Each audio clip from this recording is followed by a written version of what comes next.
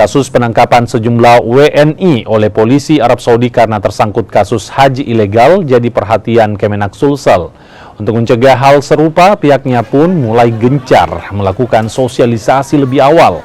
Sosialisasi pun akan masif dilakukan termasuk dengan ceramah agama. Masyarakat diharapkan bisa berhaji menggunakan biro perjalanan yang resmi untuk menghindari masalah selama berhaji di tahun-tahun selanjutnya.